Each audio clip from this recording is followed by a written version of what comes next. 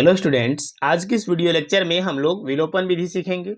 ये हमारा class 10th का टॉपिक है और खास करके जो स्टूडेंट बोर्ड एग्जाम देंगे 2024 में उसके लिए बहुत ही महत्वपूर्ण है और ये बहुत ही वीवीआई टॉपिक है, इसलिए आप इसको सीख करके जाइएगा। अगर ये वीडियो पूरा देख लेते हैं तो मुझे उम्मीद है कि 100% आप पूरा ये सीख करके जाएंगे। और इसके लिए आपको ये वीडियो पूरा देखना पड़ेगा, क्योंकि इस वीडियो में हम लोग बहुत ही बेसिक लेवल से सीखेंगे, जिसमें कि एक बेसिक सा समीकरण भी लिया गया है और एक इधर भी समीकरण है। इन दोनों को हम लोग सॉल्व कर देंगे ये विलोपन विधि से, ठीक है ना। तो विलोपन विधि में क्या होता है, इनको कैसे सवाल को सॉल्व करेंगे, सारा चीज अभी आपको बताएंगे। इसलिए वीडियो में पूरा अंत तक बने रहिएगा ताकि आप इस टॉपिक को यहाँ से सीख कर जाएं। तो फ्रेंड्स, सबसे पहले सवाल अगर आपको एग्जाम में पूछा जाएगा तो इस तरीके से समीकरण दिया जाएगा, जो कि समीकरण नंबर 1 इसका नाम होगा और इसका नाम समीकरण नंबर 2 है ना। अगर हम 1 इसको कहें, 2 इसको कहें, तो ये 2 हमारा समीकरण हो गया। अब जब भी आपको विलोपन विधि दिया जाएगा तो वहां पर आपको बोला जाएगा कि ये है समीकरण 1 और ये है 2, या नहीं भी बोला जाएगा तो ऐसे कुछ इस तरीके से दिया जाएगा। अब बोला जाएगा कि इसको आप विलोपन विधि से हल करिए। अगर आपको आता है हल करना तो बहुत ही इजी तरीके से हल कर ले जाएंगे। तो देखिए हल कैसे करेंगे। सबसे पहले यहाँ पर देखिए, यहाँ पर x है, यहाँ पर y है, यहाँ पर x है, यहाँ पर भी y है। तो इसमें से दो चर है, x और y दो गो चर है, इधर तो अचर है। तो दोनों चर में से किसी एक चर को समाप्त कर देना है। समाप्त कैसे करेंगे? तो समाप्त करने के लिए आप क्या काम करिएगा, ध्यान दीजिए। अगर हम ये देखें कि यहाँ पर प्लस y है, यहाँ पर माइनस y है, अगर इन दोनों को हम जोड़ें तो ये दोनों कट जाएगा। तो हम यहाँ पर लिखेंगे, हल में लिखेंगे समीकरण 1 + 2। अगर हम समीकरण 1 और 2 को जोड़ते हैं तो क्या होगा, सो देखिए। समीकरण 1 + 2, तो समीकरण 1 क्या है, x + y = 14 और ये है हमारा x - y = 4।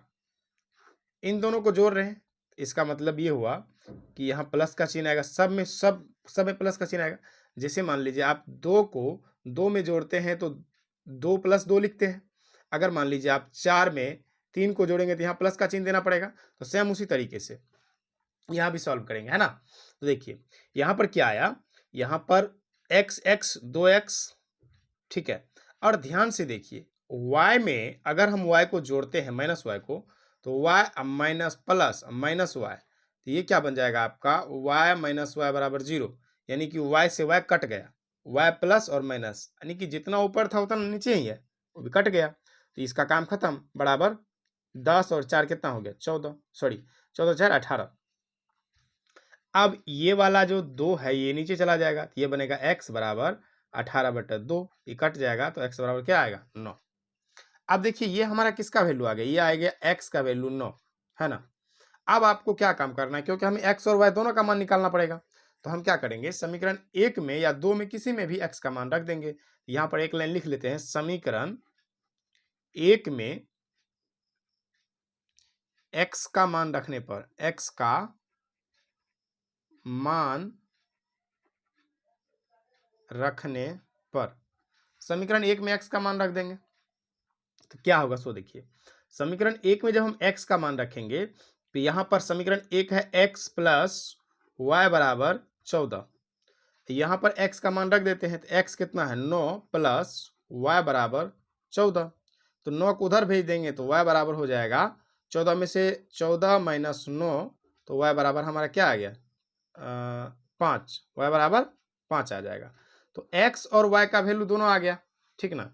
यानी कि x बराबर हमारा आया 9 और y बराबर हमारा आया 5। इस तरीके से आप विलोपन विधि से किसी भी समीकरण को हल कर सकते हैं। इसी तरीके से हम एक और समीकरण जो लिए हैं इसको भी आप देख लीजिए, इनको भी हम लोग हल करेंगे।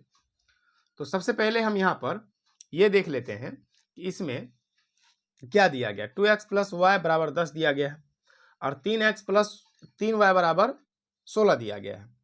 तो हम अभी आपको क्या बताएं कि आपको सबसे पहले देखना है कि जैसे यहाँ पर 2x है तो यहाँ भी 2x होना चाहिए, अगर माइनस वाला, या घटा सकते हैं, जोड़ सकते हैं, कुछ भी कर सकते हैं। दो काम आपको करना है। कितना काम? दो काम। दो काम आपको करना है, या तो जोड़ना है या तो घटाना है। अगर आपका जोड़ में, अगर आपको जोड़ने से एक आंसर आता है, जोड़ना है। अगर आपको घटाने से आंसर आता है तो घटाना है कि नहीं? तो सबसे पहले देखिए यहाँ पर 3y, 2y, यहाँ 3y। तो हम क्या करेंगे, समीकरण इसमें हाल में लिखेंगे समीकरण 1 को 2 से गुना कर दीजिए। समीकरण 1 को कितना से गुना कर दीजिए, या इसको 3 से कर दीजिए, इसको कर दीजिए 2 से। तो लिखेंगे समीकरण 1 में 3 से तथा